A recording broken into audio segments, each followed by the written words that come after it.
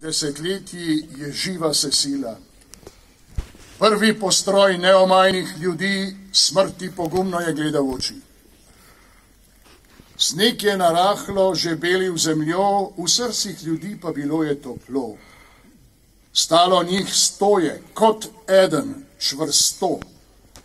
Strahu takrat tu ni mesta bilo.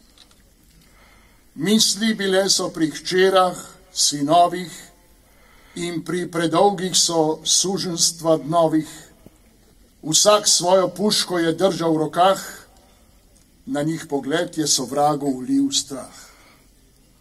Kot monolitni branik domovine, živ bili ogenj so sred mrzle zime, vsem nam sporočali so preklivat, da se rojeva slovenska pomlad. Tu na tem mestu stoječi postroj bil skupek sanje stoletnih nebroj.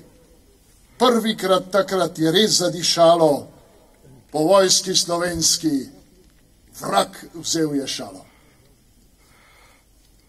Bratje in sestre, razprimo dlani, objem naj ljubeč bo spomin na ljudi, ki dali življenja so za skupno stvar, življenja na narodov sveti oltar.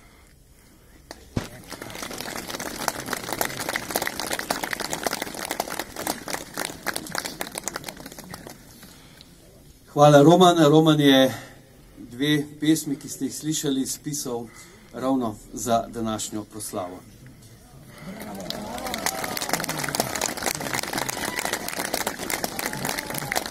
In ker gre v tretje rado, bo prebral malo kasneje še tretjo.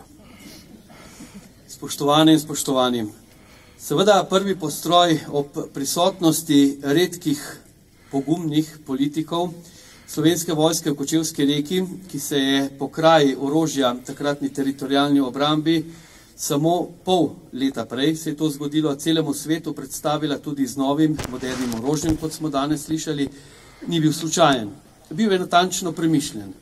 Bil je jasno sporočilo takratni jugoslovanski armadi, da smo pripravljeni tudi z orožjem braniti začrtano prihodnost.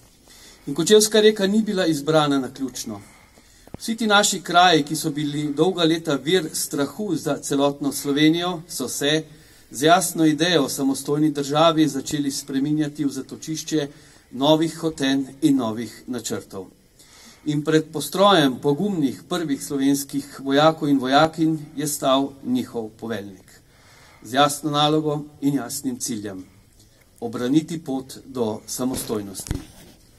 Spoštovane in spoštovani, slavnostni govorec na današnji prireditvi je minister za notranje zadeve v času osamosvajanja, gospod Igor Bavčar.